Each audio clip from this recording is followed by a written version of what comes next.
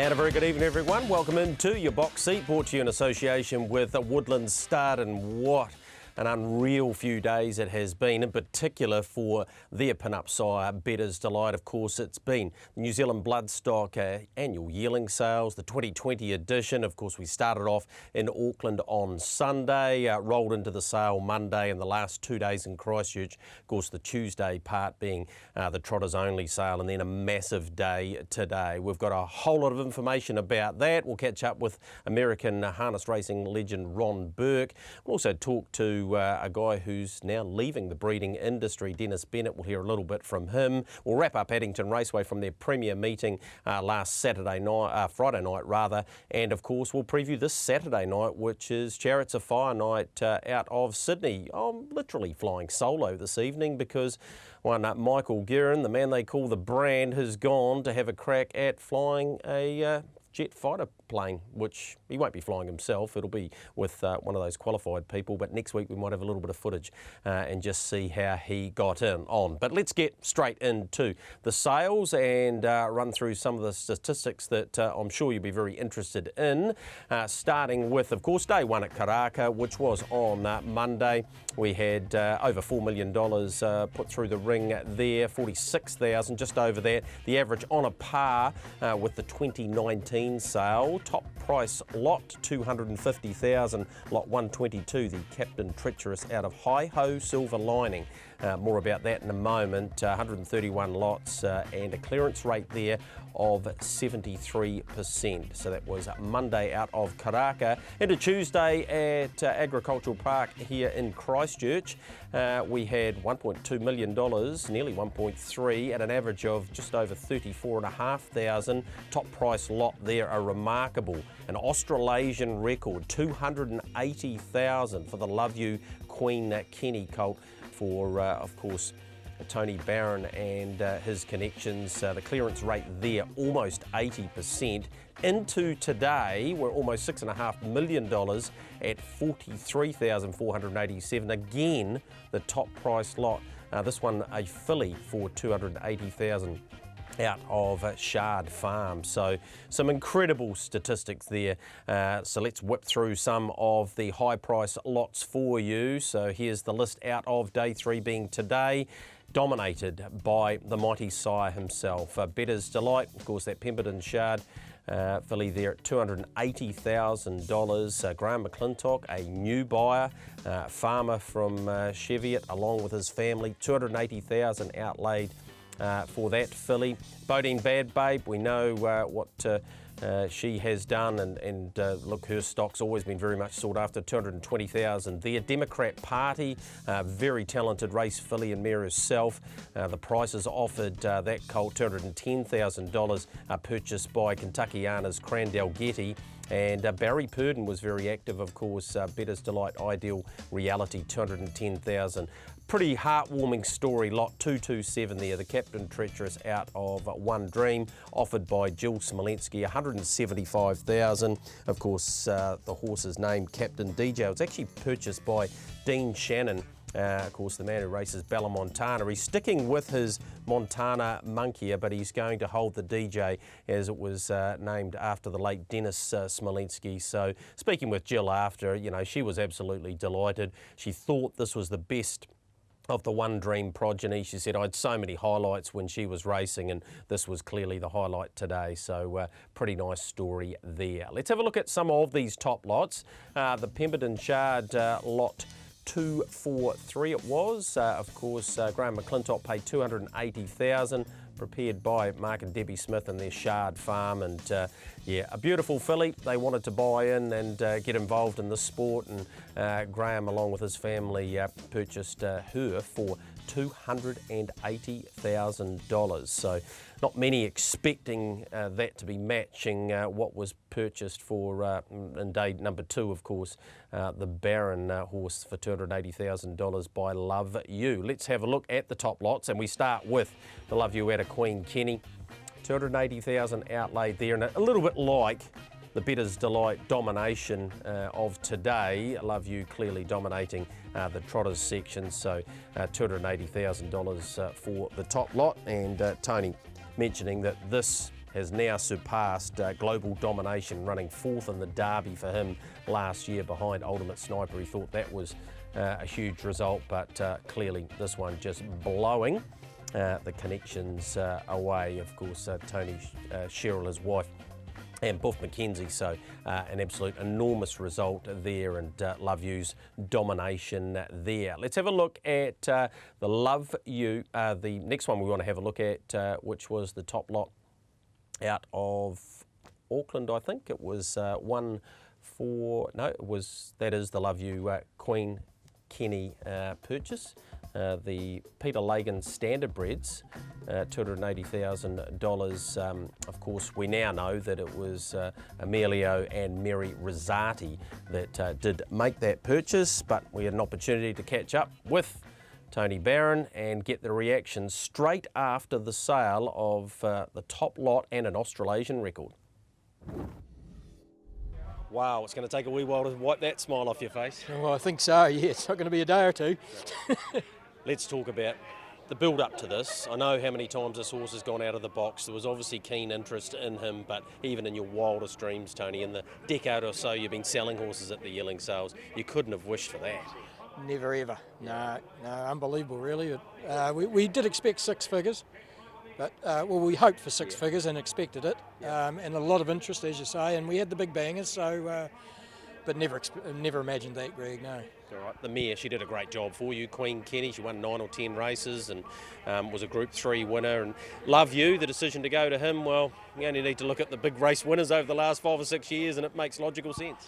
Yeah, even when I was with Ken, like we always used to say, he's the Zabeel of trotting. You know, he still is the Zabeel of trotting. He leaves the best horses, and we hope this one can do the same. What about this mare? What else have you got on the ground? We've got a 2-year-old having her first start on Thursday. Queen Elida goes very good. Probably just not quite up with the real good ones, but she's a very nice filly. And then this fella, and then we've got another full sister, Love You, at foot now. Yeah. Yep. Well, it's exciting times ahead. Congratulations. I know this means a lot, and you've had some big success in the game, but this has got to be right up there. Yeah, I've probably been, I think it's about probably 35 years full time in the industry, and had a lot of good. Yeah, haven't had too many down times, but this is the ultimate. Yeah. Yeah, you could see there Tony was completely blown away. They had a couple of beers last night, I can tell you, to celebrate, as you would expect, and so they should. Let's have a look at the top 10 lots out of Karaka. Headed up by lot 122, the Captain Treacherous out of Hi-Ho Silver Lining, and a very big moment for Tony and Ann Parker and their Tardina stud, because that was an awesome sale for them. Again, Bettor's Delight, the domination there by him, with 8 of the top 10 lots out of the big sale day on Monday. So that's a wrap up of where some of the money went, but lot 122 purchased by Emilio and Mary Rosati for $250,000. We need to get to Andrew Seabrook and hear his reaction to the last 3 days of selling, and as you're going to hear from him, you can tell they were absolutely delighted. Well, Andrew, if you were smiling this time last year, you won't be wiping that smile off for a wee while. Yeah, Greg, it's been a great 3 days, and to finish here in Christchurch today on such a high after the start in Auckland, selling 9 horses now for $200,000 or more, I think. So, yeah, fantastic. Let's go back to Auckland and the success up there. Look, the top lot, $250,000, bought by Emilio and Mary Rosati. We saw so many of the Australian buyers and the normal players coming to party, weren't they? Absolutely, it was really strong, particularly at that top end. We'd love to see the middle stronger, and we're going to work on that next year. But the top end was so strong. As I mentioned, I think last year the top price was $190, and this year in Auckland we got 4 horses sell for more than $200. So that's really encouraging. Well, it is really, because I've been saying to a few of the trainers, it's become the new $100,000, $200,000. To have 9 of them at this sale is quite remarkable. Yeah, it's unbelievable. I think that, going into the sale, I was just hoping to get 1. I wanted to get that 200, and then of course we got moved down to Christchurch. We got $280,000 for a trotter. So that was incredible. Yeah, look, it was for Tony Barron and his owners, and Tony's been in this game a long time. He raced the mare Queen Kenny, and by the mighty sire Love You, and hasn't he just added so much to the New Zealand stocks. Yes, he has. It was that was an amazing sale, and I think that might encourage a few more people to breed trotters, Greg, this year. So no, that's really encouraging going forward. And it's here to stay. The Trotters sale, it's clearly found its niche, and there's no way you guys are going to be going backwards with that for sure. I think it'll get stronger. Absolutely. Talking about today, confidence levels going into it, there was plenty of people getting horses out of the boxes, and that's been reflected in the sales. Massive crowd, thrilled with the crowd, bigger than last year for sure.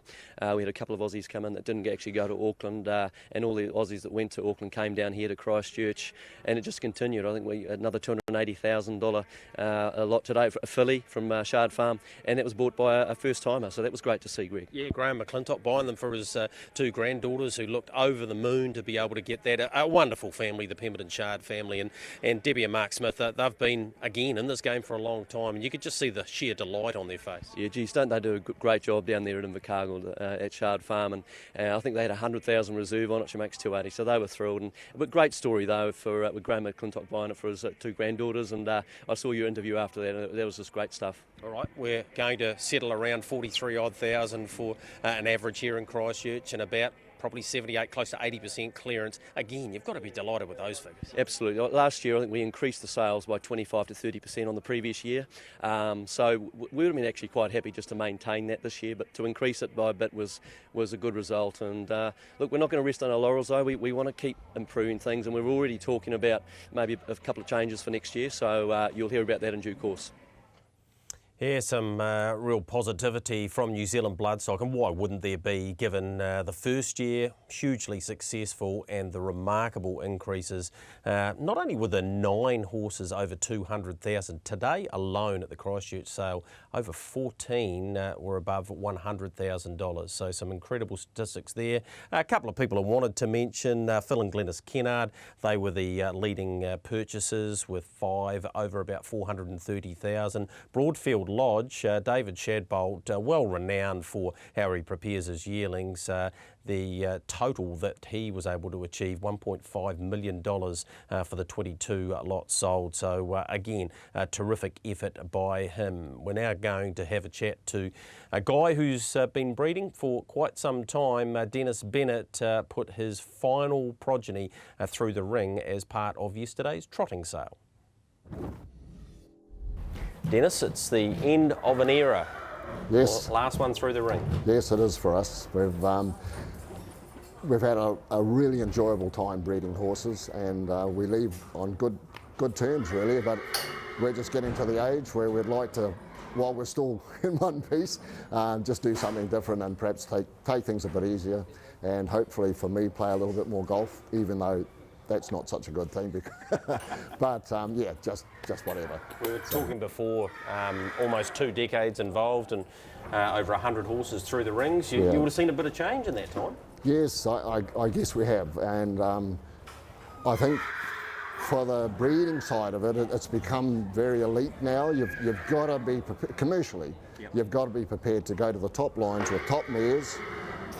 There doesn't seem to be a great bottom, and that's just the way life is with the Betters Delights and the trotting stallions that just dominate, and they just go so fast. So this horse you've got in today, lot 155, you went to creatine. Yes. Yeah. The reason the mare's starting to get a little bit of age, and I do like the genetics of a younger stallion. And so, yeah, Creatine was a new boy. It looks like he's been a very good racehorse.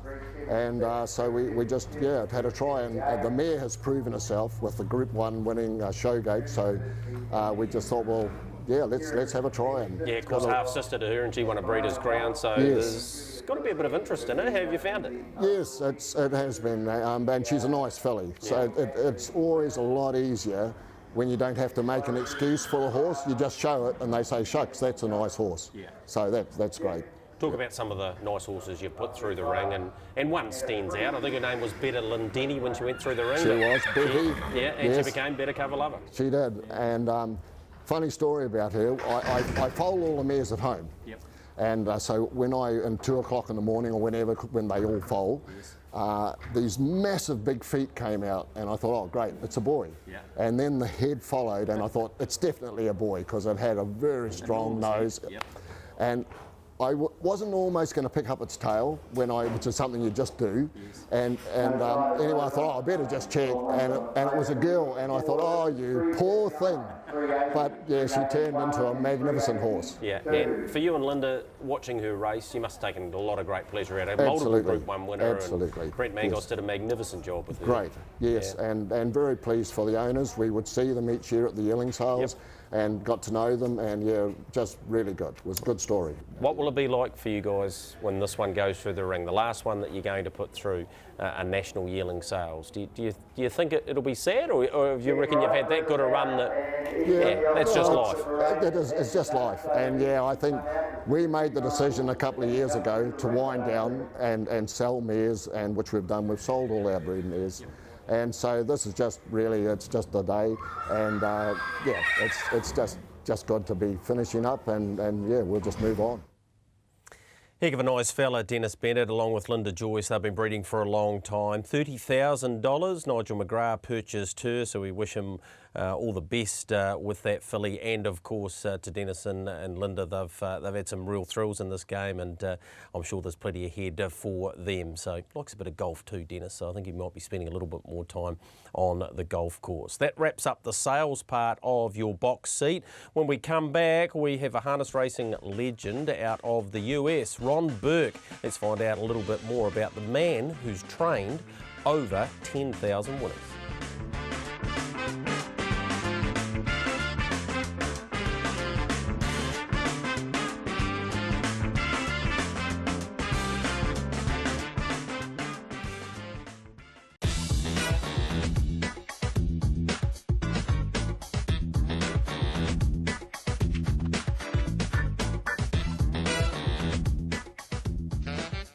Welcome back into your box seat, brought to you in association with Woodland Stud. As promised, harness racing legend Ron Burke's been in town. He snuck in via Kentuckiana Lodge in Crandell-Getty, so I sat down and had a chat to him yesterday about all things harness racing.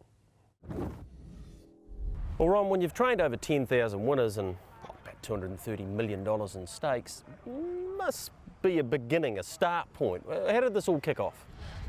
Basically, my father, we used to have a car dealership, and he came home when I was like 11 or 12 and said we were going to race horses for a living. And at that point, we would win, you know, a good race once every 2 years. And I thought he had lost his mind. But, you know, we changed the way we did things. We became full-time, and anything my father did, you know, he did it all in and did it right. And he was a great horseman. He was a hunter jumper. He cleared 6'10" on a fence. So, you know, he had experience as a horseman. And we just applied it more to the race horses, and you know, every year it got a little bit better. Ron, could you ever have envisaged it getting as big as what it has, though? Because you've got 300 horses in the barn, 82-year-olds basically every year. It's just a magnificent setup now, isn't it? Yeah, it's funny. Like, I never would have thought it. It was funny, like when I was a kid growing up, I used to see Bill Robinson.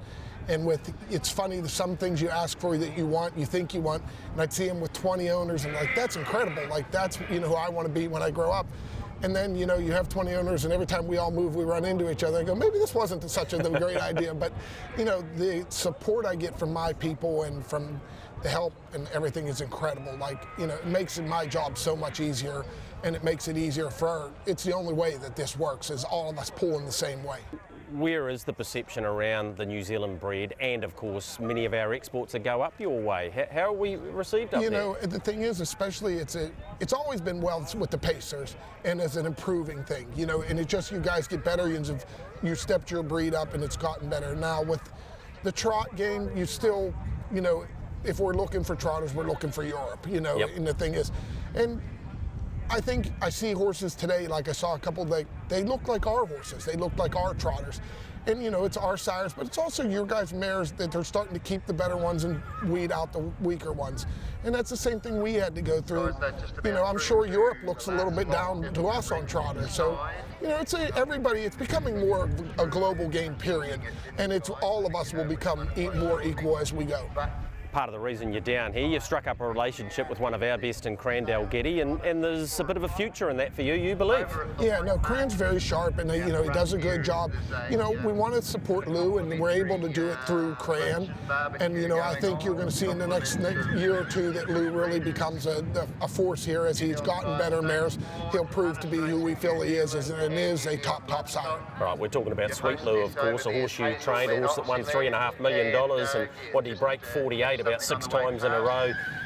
He must have just been an awesome machine to have him work. Yes. There was one time I had to even fire myself from training him and myself because I found I trained him too fast because it was just so fun. He did it so easy. He probably, as a pacer, the easiest going fast horse I ever had. Well, he's certainly stamping some of his stock, one of which you've, well, he's stamping all of them. Most of them have got that white thing on the front of their nose. You went into one yesterday at Auckland? Yeah, we bought a filly. That's the first filly we've had. We have 3 colts with Cran. I wanted a filly, especially because then if I could bring it home, and if I don't bring it home, maybe we could breed it over here. So, we're getting more into that, a little bit of the breeding side. We like it. I like it because it's not really, I don't do it. Like, I just get to watch it and get to see the results. And it's kind of neat not to be the one that always makes the decisions, more letting somebody else make the decisions and then complaining when they go wrong. Yeah, one of those horses, the Gigolo race the other night. Is he typical of Sweet Lou? Yeah, a little bit. You know what I mean? He's he steers a little funny once in a while, and me and Cran were talking about it, and he has a little sometimes coming out of race. It seems it takes him a little bit longer. I don't know if that's typical of him, but it's a different way of training too, and it's a different race thing here. So they're going to be different here than mine at home. So for me, I'm trying to learn from Cran, what is expected of a horse here and how they get to where they get, where, I'm telling them how home we do it and what we expect. And, there is a lot of differences still. I think maybe Australia is going to be a little bit more closer to us because of, Menangle and at more of a mile rate. And that's more what we're setting up for, here. And they got to go a little bit longer. And, it's going to be a different horse and a different setup.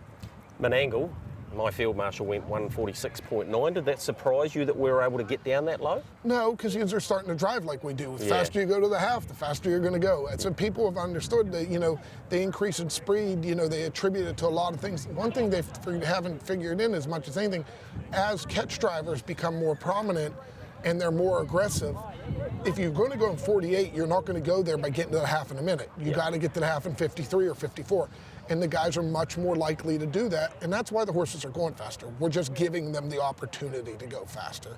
So, the bikes, the equipment, the training, the scientific part of it, as people have become more into understanding a horse's both psychology and biology, they've gotten better. But the biggest thing is we give them chances. We get to the half so fast. Get to the half in 52, you're going to go in 46. Ron, your man is Yannick Gingras, but you use our man, Dexter Dunn, from time to time. Again, how's he been received up there?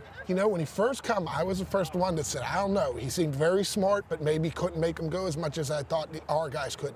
But I think Dex was just trying to figure out where to make him go and how to, and he figured it out in a hurry. And now, he's outstanding. The kid does a great job, great person, one of the better guys in harness racing. And he's, been well received as both professionally and personally. You can't beat him, I love Yannick. Yannick's been my guy for years. But I never, ever now, if I get Dex, I don't feel like I'm stepping backwards, That's the thing is, I told Yannick, I said, maybe I'll get the guy parking cars there. He might be third best over here when we get him back.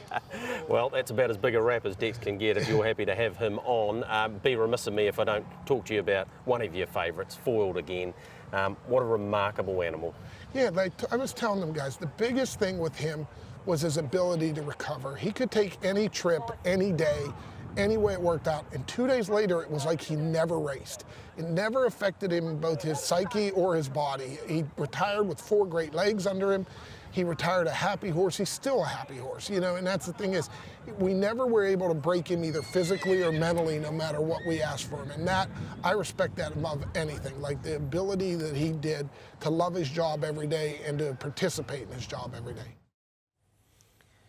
And he won over 100 races, did foiled again. Let's just have a look at these stats of Ron Burke's. As they currently stand now, he's had close to 50,000 starters, 10,555 wins and US $235 million in stakes. And I've just been reliably informed that he had a winner today. It's been great to have him in the country, great to get to know him a little bit. And what about the rap he gave Dexter Dunn? Doesn't get any bigger than that. We're going to take a quick break here on Your Box Seat. When we come back, Michael Guerin and I sat down at Karaka and wrapped up the premier night from Addington Raceway last Friday night.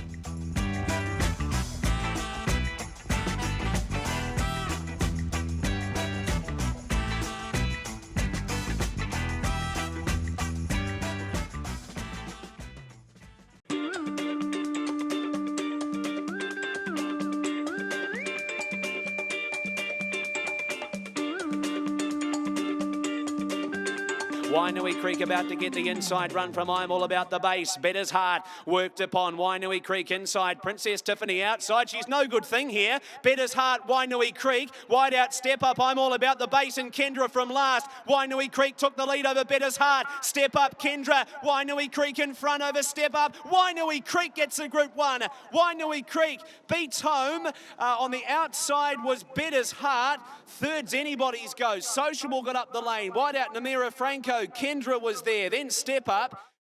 Ben, this is going to mean a whole lot to you guys, getting a Group 1 here at Addington Raceway, and she deserves this, doesn't she? Oh, she does, and it's huge, and Scotty gave her a great trip tonight, and I can't thank Barry and Scotty, you know, for what they've done, but yep, no, it means a hell of a lot to us. We've been trying for this Group 1, and I was just talking to Crean tonight about it, how hard they are to win, and we've finally done it.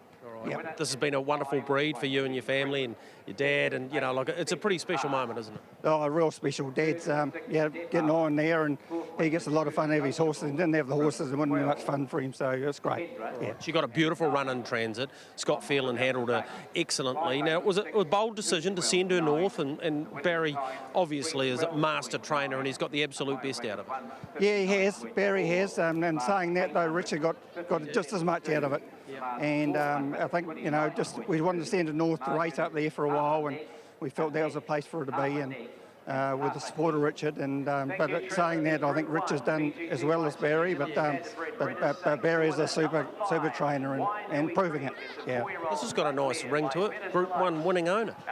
Yeah, that's great. Yep. We've been battling away, and had a trotter years ago in Cardon, and we got there, but it's been a long time between drinks.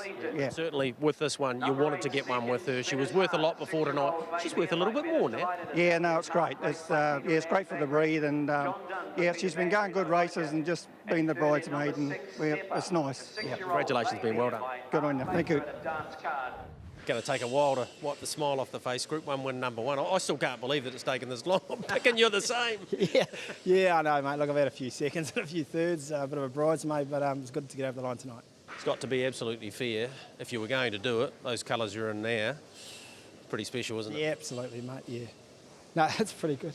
Yeah. Look, Barry has been a huge supporter of yours for such a long period of time, and this horse, Wainui Creek, she hasn't had all favours either. Not really. No. She's been thereabouts, you know, but you know, it's good to get a Group 1 because she deserves it. She's an honest mare, and you know, it's good for the owners. Ben Smith, you know, he's a great owner for us, so no, it's been great. What about the race itself? Was it how you thought it might pan out? Not particularly, no. As soon as Nat didn't look like she was rushing out, I thought, well, you know, no time at the better, so you know, went forward and made the most of the draw, and you know, ended up getting a pretty good run behind Johnny, which was you know, one horse I was pretty happy to follow.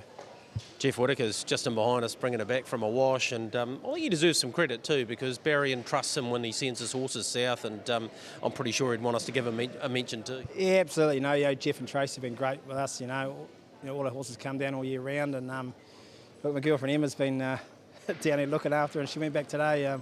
She wasn't that happy about it, so I'll have to borrow a few drinks tomorrow. You will do, but she's grabbed that Group 1, elusive Group 1, and to do it at Addington Raceway, pretty special night for you. Yeah, no, it's great, mate. Look, I don't usually have a lot of luck down here, so yeah, it's good to get one. Good on you, Scotty. Cheers, mate. Well, we only have a couple of Group 1 races solely for the mares, and very, very important, as you could hear from Ben Smith there, to get that on her pedigree page, and more so for his dad. Like he said, they could have taken a whole lot of money for her, Michael, but they decided to roll the dice and now they've been rewarded. Yeah, and it was a brave move to move the horse from Richard Albury to Barry Purdon, but it was the right move. I mean, more of our racing for these type of horses tends to be up north, and it's obviously easier to get across to Sydney and to Australia if they wanted to go there. They're not going to, but I wouldn't be surprised if they popped her across to Menangle at some stage, Greg, because she'll go 150 and change around there because she's worth a lot as a broodmare now as a Group 1 winner. The irony is, of course, she's trained by Barry, and it was Barry and Zach Butcher who cost her the first Group 1 at Alexandra Park about 13 months ago. And the size, Barry said to us, not going to go to Australia. He's got Have Time and Bella Montana over there. So even though that race automatically qualified her for the Ladyship Mile, they won't be taking that option up. What about for Scott Phelan? It was a surprise to me when Whale came on straight after that race and said that it was his first Group 1. I just assumed that he had won a Group 1 before. I think Big Dog won a sales race, and maybe I got confused with that, but gee, that was deserved, and you could hear from him the emotion of doing it in the Barry Purdon colours. How appropriate. Yeah, Barry's been a huge part of Scott's career, and he's a driver who was always very talented when he was young, I think, Scott. And then he went to Australia, and I think he came back a better driver, and he's now a very thoughtful driver. So he's the sort of guy now, Greg, when you see him in these races, he seems like he fits in there. Ironically, he was driving in really big races nearly 20 years ago. He drove Holmes DG to run third at an Inter-Dominion final. That would have been 2003, I think. So that's 17 years ago. So he's probably been around a lot longer than you think, because we always think of Scott as being a young guy. But look, he's a guy who's matured into a guy who's going to be one of our 1,000 winning club for sure one day. Let's hear from the beaten runners in behind Wainui Creek. Well, it was Wainui Creek's night tonight, but Better's Heart almost deserves one of these too. Yeah, she sure does. She went great up north in Queen of Hearts, Greg, and come down here, and she drew out wide, so sort of had to go forward, do a bit early, and almost. Yeah, look, she was very brave. She's a funny horse. You had to niggle at her almost right throughout the journey to keep her up to her work, though, didn't you? Yeah, she's typical Better's Delight. Like, you always at her, and then when it's go time, she gets going. So, no, we were wrapped with the run, and it's good that they're heading over to Sydney next week, so even better. Another terrific performance. Oh, it was, you know, she went really well again, and although speed was on during the whole race, so it really helped her, and just got a little bit tired at the end, but I was really happy with the way she went. Yeah, look, she's so genuine, isn't she? Oh, she tries her hardest and always goes better when the speed's on, so race suited us tonight and went a good race. I'm picking you a bit unlucky there. Yeah, definitely be a bit unlucky. She went super here a fortnight ago and never got to go finish hard on the back of the winners, you know. But hey, you sit 3 fence and you just got to wait for that passing lane to come. And hey, it came at the right time, but a wee bit later. So hey, she went super. Yeah, and you'll still be proud of her, and there's still a few things ahead of her, I think. Yeah, she's just starting to come right in the back in her form. You know, hopefully we're able to Queensland form back. So as long as we're looking upwards and onwards, we're happy. So, Michael, the obvious one missing there, Princess Tiffany, the fibrillation, and there are tests ongoing to decide whether she will go to Sydney, and at this stage, she's booked on the flight. Yeah, I'm surprised. I didn't think she would go. I know there's not that many other places she can go, and because of her rating band, Greg, there's probably not many other races for her, full stop, apart from an Easter Cup, which I don't think's ideal, but she's obviously incredibly talented. We know that, but gee, she's let us down a few times in the last 14 months. I'm wanting to forgive her for what happened at Alexandra Park when she failed twice 14 months ago. But she went to the Breeders' Crown and I thought she was only okay there. I think it may be fibrillation, but I just also think there's a little hole in her on some occasions. No doubting her ability, but I don't trust her anywhere as much as Bella Montana, and neither should the punters, Greg, because Bella Montana turns up week in, week out. We've seen that version of Princess Tiffany 4 or 5 or 6 times now. Let's move on from the breeders and go to the richest race of the day. Of course, it was the 3-year-old fillies final, the sales final there. And as we got to the 400-metre mark, you knew what was going to happen. A length and a half clear, Plutonium Lady. Then here's Looking at You, Maharani. She goes for her now, though, Amazing Dream. And the best filly in the land shot away in the sales final. Amazing Dream, 100 metres to go. 4 lengths in front from Plutonium Lady. Here's Looking at You, Amazing Dream, too smart. Amazing Dream beat Plutonium Lady, Woman in Gold. And here's Looking at You. Then Maharani, Lulu Lemon, Gemma Max, Spellbound cost herself into the back the last time. And She's a Dag will tail them in. Number 1, Amazing Dream. Well, it probably wasn't fair when she drew barrier 1 because she's that good. Oh, that's right, Greg. That was just, just put the icing on the cake for her. Like, once she drew 1, she's always going to be hard. I know we don't use her gate speed a lot, but she has got some. She proved tonight, and she was just really great. It's barely been track work for her. She's just done it under her own steam. Oh, she has, Greg. Yeah, she just did it so easy, pulled up great. So on to Auckland now for the Northern Oaks, and then then back here for the Neville Hour. Well, with no Sweet on Me around, she's just the dominant filly, and, well, once the barrier draw came out, effectively that race was over, Michael. It was. She showed really good gate speed. We don't often see Natalie that aggressive at the start of a race these days, but when they're paying $1.05, I suppose you can afford to be. You start to wonder how good a filly she is. Like, she's probably going to go close to being unbeaten for the rest of the season. You might think around Cambridge in a duels over a mile or 1700, she might be vulnerable, but pretty hard to see how these horses are going to beat her in a staying event, Greg, because stamina's her big go. She's a complete package. She's not the biggest, most intimidating looking filly, not like a Dream on Me or a Dream About Me type horse, but I think she's very, very good, and it's going to take a very, very good filly to beat her. Yeah, and she's up to almost $450,000, and great time too to be winning races for Jean Feast, because clearly she'll be spending a bit of that money again. Yeah, she puts the money back into the industry, and some people would look at Jean and go, oh, she's got all these good horses, but man, she'd have some horse bills, Greg. It's not cheap getting a horse trained at the All-Stars, and she's got a lot of horses there, so yes, she has a lot of success, but she enjoys, or she deserves, every bit she gets, because this is her money, and they started this process 8 or 10 years ago, and they just don't miss at the sales. So today, admittedly, John Street's opened the shoulders a couple of times at the 200 level, so Jean might be getting things all her own way if that keeps up. No. When you think about the fillies she's had, though, Spanish Armada, Willow, Ally Mac, now this one, she's got a great eye. I know you've got to have the loot to buy it, but well, gee, she's got a strike and rate. Also, none of them, like Spanish Armada wasn't a big, strong-looking type of a horse. She ran with the head slightly down. This is a filly who is well-bred, but yeah, it wouldn't have been the first choice for many people on type at the sale. So I had a really good talk to her about why she buys horses and how she buys them. She starts on the page, and then she's very much on type next, and then she cross-references that with Mark and Natalie, and if they say no, she won't buy it. But more often than not, Mark said, look, her eye's just so good, her short list doesn't get shortened up much. So she's a real horse person. She used to train herself, and she has the ability to understand what she's looking at when she comes to the sale. So this filly here, she's not a breeder, gee, but gee, she'd be hard to sell, Greg. It'd be hard to let go of a girl like her. Yeah, absolutely. But as we know, that's what she does. She trades them. An important race, not only just for the winner, but of course those just in behind as well. Well, Sam, you've got to be delighted with that. That's right, Greg. It's really like a win behind that one. She's a very, very nice filly that we followed home. So, really wrapped with her, actually. Being able to drop to the trail at a crucial time in the race, well, that's basically guided you into second. Yeah, that's right. She got that wee bit of a breather and, got her back up on the bit and, she felt big and brave. And, like you say, the winner's been too good, but, it was enough for us to get second.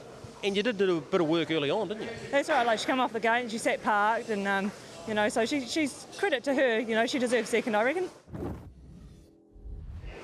Well, that was a very good performance. Yeah, that was a bit of a surprise. We were a bit let down after Metham the other day, and Regan changed the work around a little bit and kept her on the fresher side. So, hey, probably would be an ideal situation. John, what did you make of Spellbound? No, disappointing. Mick sort of afterwards got a scope. He's got an ulcer on her epiglottis, which is not ideal at this time of the year for a filly. So she's out for a week to 10 days, and hopefully we can get her back for the Oaks. From one very fast filly to another 3-year-old, but the Harness 7000 concept, it's a great one, Michael. Horses that don't cost a lot, and they race for $40,000. Had a lot of feedback after our comments on the show last week about people who do love the concept, and I say it again, for those clubs out there, you have the right to program these. Why not program them and try and give those stallions and those trainers who can't afford to buy some of the more expensive horses here today a chance to race apples against apples. Good training performances with Willie Go West, because I only had the 2 starts leading into this race. Michael Purdon doesn't line a lot of horses up. Greg, what's his modus operandi? Is he a guy who's looking to get horses up and trade them like he did with his last good horse, or is he a guy who's going to build a racing team around him? I think he's looking to build a racing team, and when we show you this footage, we'll hear from that said trainer straight off the back of it, along with Sarah O'Reilly, who he's stuck with for this race. Stand by, the first of our features here tonight, ready to run, green lights, off and racing, and Willie Go West out fast, and from deep Spirit of St. Louis driven hard. So it's Willie Go West and Spirit of St. Louis, the first 2 early. Spirit of St. Louis looks to press on to the lead over Willie Go West, and he'll find the pegs.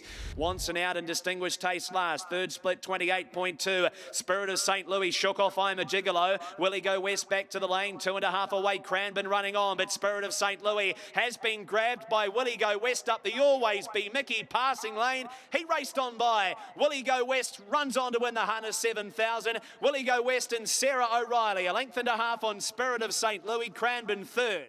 Well, Michael, you're always looking for a smart horse in the barn as a young trainer, and you've got one here. Yes, certainly have. He's taken a bit of work, but he's finally got there, and I'm just wrapped with what he's done. Look, his performance to win a couple of starts back now at Wyndham had to be seen to be believed after. He just kept on getting quicker and quicker. He ran away in 1:54. They don't often do that to win their maiden. No, they don't. Sarah drove him very confidently, and he just did it on raw ability. Yep, he blew them off the racetrack. Tonight, you're up against a couple of smart Sweet Lou horses who were clearly better than you in the market, but you had a bit of confidence in him, didn't you? Yeah, I had a bit of confidence in him. I always thought his best attributes is turn of foot, and I thought when he got the trail, he might be in it, but I didn't expect him to win the way he did. He actually ran away and hid, which now begs the question, I suppose, of what's your pathway now? What are you sort of thinking with him? Well, at this stage, I'm thinking of getting him eligible for the Southern Supremacy and going from there. Well, he's a nice horse. He's done a great job, and it must have been a big thrill leaving Sarah on as well and having the confidence in her. Yeah, it was. It was a great thrill. I thought, well, she went all the way down south to drive him, so I'll leave her on. She handled him well there, and she's handled him well here again. Well, you've had a couple of smart 3-year-olds in the early days of your training career, and you've got clearly a good one here, so all the very best in the future with him. Thanks, Greg. Well, Sarah, that's been a fun ride the last couple of times. Yes, it has been. It's been a great drive for me, and it's been nice that Michael has left me on the horse, because he could easily have just said for someone else to get back on, but yeah, it's been great. Well, he's in form, the horse, and so are you. Now, talk me through the run, because you showed plenty of speed early, but you were happy to take a trail, weren't you? Yeah, he left the gate better than I expected, and then he didn't really want to hand up the lead, but that other horse had been going pretty good, so I thought the trail would be good for him. And then up the lane he just sprinted, and I didn't really have to ask him. He's pretty smart, isn't he? He's just doing it under his own steam at the moment. Yeah, he's been doing it pretty easily. Like down at Wyndham, he went 1:54 by himself, and then now he's just sort of proved himself a little. This premiership battle between you and the father, it's not really a battle at the moment, is it? No. Is that all you've got to say about that? Do you say much more when you're having a chat to him? No, but everybody else likes to have an opinion about it. Well, congratulations on the way things are going. You're having a great run, and long may that continue. Thank you. So that's a really cool story. Michael having the faith in Sarah, and also it's a good story between her and Jared having this battle for the O'Reilly Premiership. And Jared was telling me that the one who's giving him the most jib is the country's leading reinsman. Blair Orange said every time he sees, how's the Premiership going, mate? How's the Premiership? She's a delightful young lady, is Sarah. I haven't seen enough of her driving, to know how good a driver she is. She obviously does a pretty good job, because serious people trust her with their horses. But it's nice when you have that slight, innocent, different sort of feel. And it's also nice that we're having, so many good young female drivers coming through. Well, Sheree Tomlinson, she's having a whale of a time. They're back-to-back Australasian young driver champions, the pair of them. So that just shows you the talent that they've got. And yeah, he's a pretty smart horse, this guy, though, because his win, Michael, he went 154 down at Wyndham, and I watched it, and he just kept getting further and further in front, and he really dashed up the lane. Like, he won that very nicely, beating Spirit of St. Louis, who burnt hard to get the lead. The disappointment out of the race was I'm a Gigolo, and I expected him to be the one to beat, but he just didn't get the race pattern that he needed. It's good to see Auckland Reactor get another good horse. I think he needs another good horse. Obviously, Chase Auckland was pretty good at Menangle the other day, but he needs another horse to turn up and do a job for him, does Auckland Reactor, to keep people going to them and to keep people wanting to buy them on days like today. Yeah, definitely. All right, we'll leave that one behind. Go to the 7th race on the program, which of course was the free-for-all, where another masterpiece was a very dominant favourite in it, and he did this to them, and that favouritism was warranted. Jazzy Star called upon, another masterpiece cruised into second. Nandolo's going to get the inside run. He's a place hope with Stars tonight. Jazzy Star joined it, headed off by another masterpiece. Nandolo's running through to second. Another masterpiece, 2 lengths Nandolo, then Jazzy Star, Vintage Cheddar. This has been very, very willing, but the favourite scores. Another masterpiece won it by 2 lengths on Nandolo. Vintage Cheddar out late for third. Some good late work from him. Well, actually, Jazzy Star doing what he did worked out pretty good for you. It did, Greg. I was a long way back. I probably just sort of thought, oh, geez, I was working hard when I went wide. But credit to the little guy. You know, he is tough, and he's actually a very nice horse. And I think that Inter-Dominion campaign really, you know, sharpened him up and made him. He's sort of made open company grade now, and he actually knows he's a good horse. So I think there's bigger things in store for him. Okay, what is in store for him? Because it's difficult now to place him probably between now and even the Easter Cup.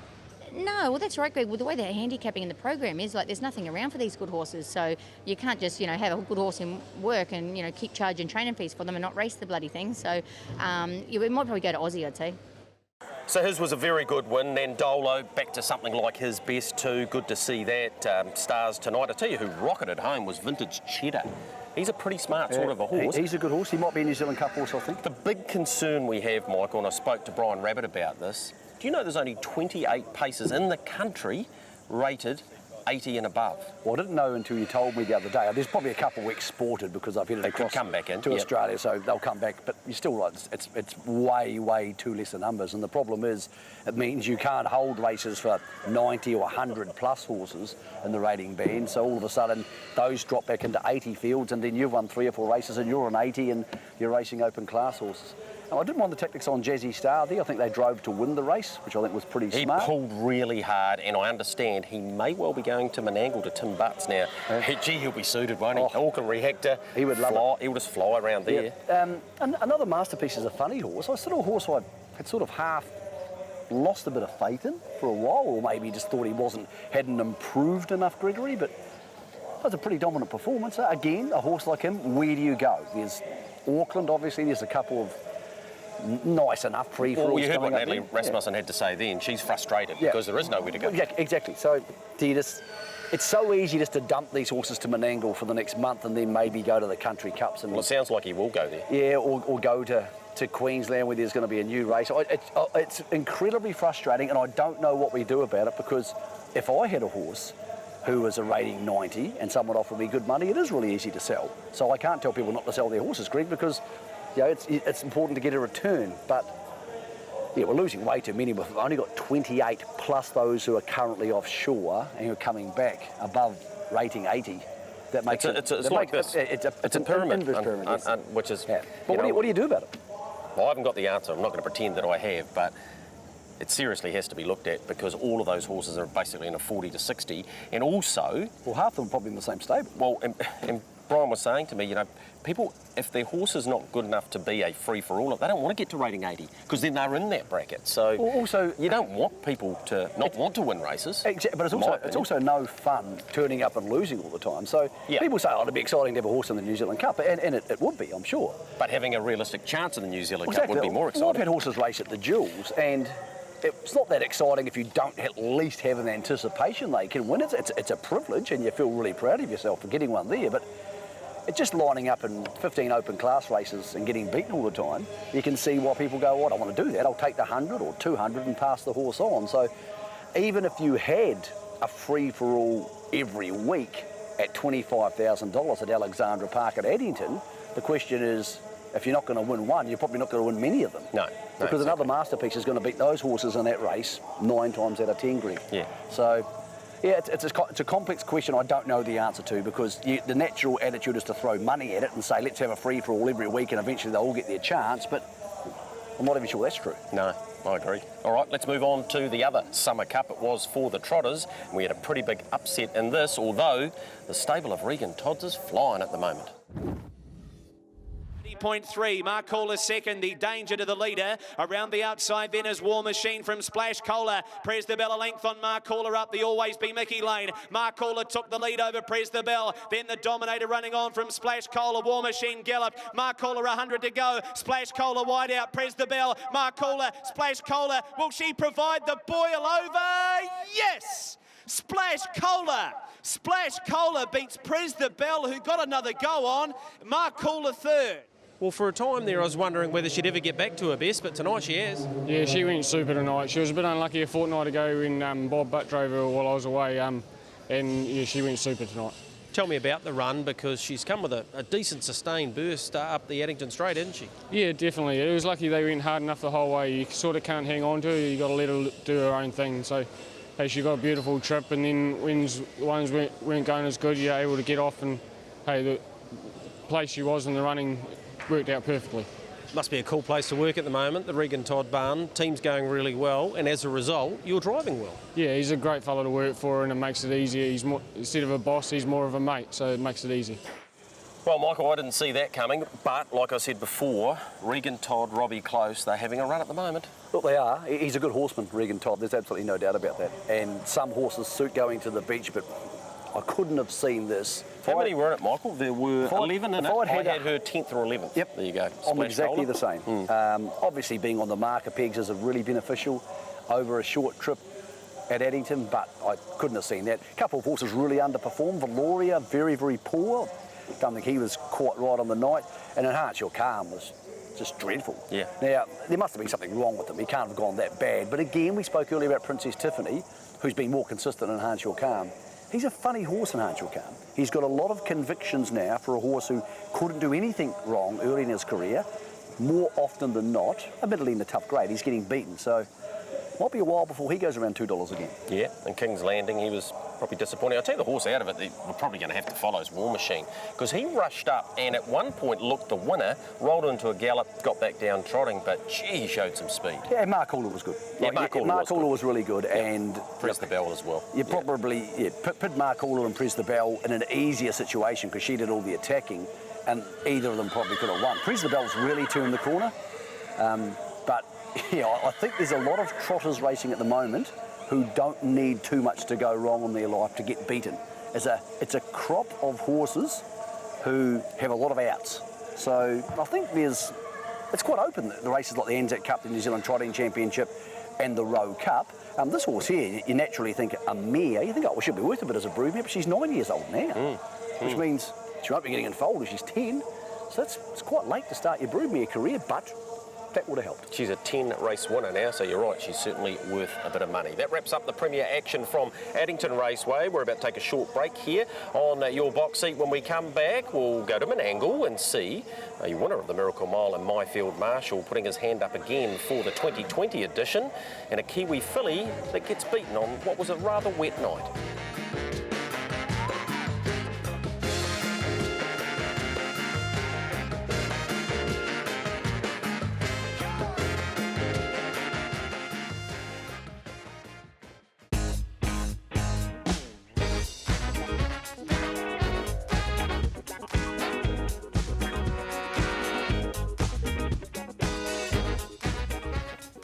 Welcome back into your box seat. As promised, let's go back to Menangle last Saturday night and Myfield Marshall. Yes, he's back in form. He sat in the 1-1 here and he exploded up the straight. Very good time, 151.1.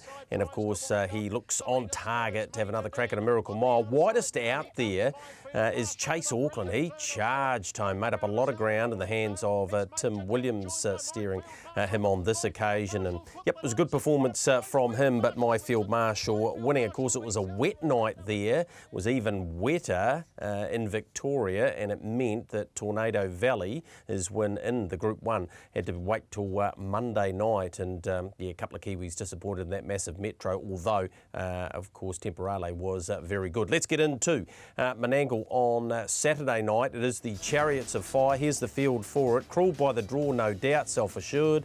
$2.80. Spoke to Natalie Rasmussen about that today. She said, gee, it's going to be hard from out there, particularly with Lochinvar Art, who won the Bonanza in 1:48 mile rate there in Melton, beating Self-Assured. From that barrier, it's going to be incredibly hard. But he's a very good horse, as we know, and he'll need to be at his absolute best, as he was, bouncing back to winning form. We saw this at Menangle the week before on February the 8th in the Hondo Grattan. He was very strong to the end here, and he'll need to be even better to be able to beat Lochinvar Art, who now his record sits at 14 wins from the 32 starts. And from his barrier draw, the scratching of Supreme Dominator, he certainly has the advantage over Self-Assured, who will be handled, of course, by Mark Purdon.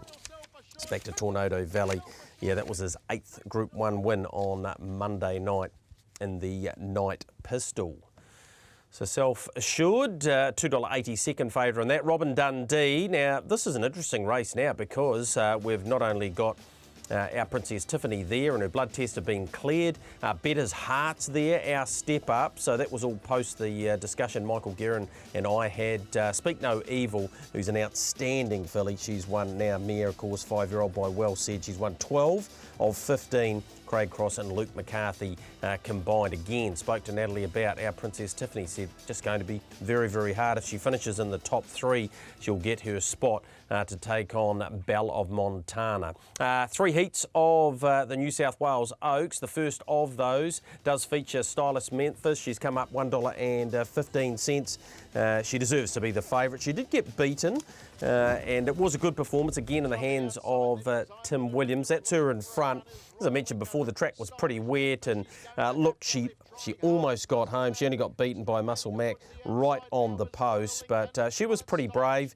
She wouldn't need to lift much off this. Mark Purdon back in the bike, and he'll give her every possible chance to qualify for that New South Wales Oaks. That's heat number 1. The second heat, we'll see a dominant favourite as well in the form of Dr. Susan. She's come up $1.08. That's incredibly short, isn't it? So she'll be very, very hard to beat there in the hands of Anthony Butt for the Kentucky Ana team of Nathan Purdon and Crandell Getty. Just having a quick look at the third heat. Also, we've got a dominant favourite here, Majida, who's $1.30 now. She looks to dominate that race. The Breeders' Crown winner, of course, she was at 2. So they are the 3 heats there for the New South Wales Oaks on Saturday night. Of course, we've got the Sapling Stakes at Ashburton. Fields come out. Krug's come up with Barrier 1. Already been a move for him, $1.70 into $1.60. The All-Stars with Nevada in first class, $2.94.40, second and third favourites as it sits. 101st running of that. Here he is at the trial, sitting in the trail. He's not in the Dalgety colours. He's actually in the Michael Purdon colours there. He dashes up the lane here and actually wins quite nicely. He's a very nice horse, Krug, and from Barrier 1 he's going to take all sorts of beating in the hands of Blair Orange, of course, and he'll make his way up to the Young Guns final towards the end of the month at Alexandra Park. It's the Hambletonian as well. I think it's about the 35th running of this very good trotting race. Cracker Hills come up $2.90. Muscle Mountain won at Geraldine, $7 his price. Tailored Elegance looked like she could have won that race. She's $3.10. Here's Muscle Mountain winning at Geraldine. He did it in very good style. That's him in the green colours.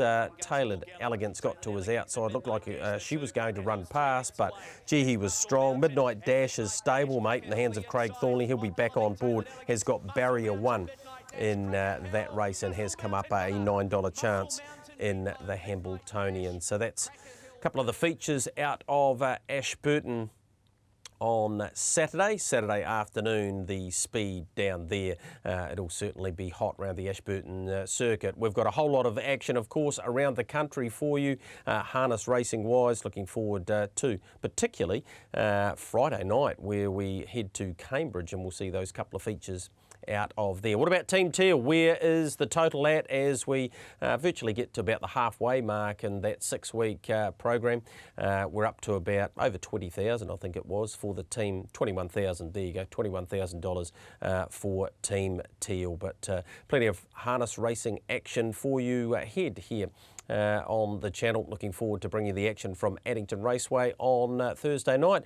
That's been your box seat. Michael will be back with us. We'll have some footage of that jet fighter action that he's been involved in as well. I hope you've enjoyed your box seat. Enjoy your harness racing week ahead.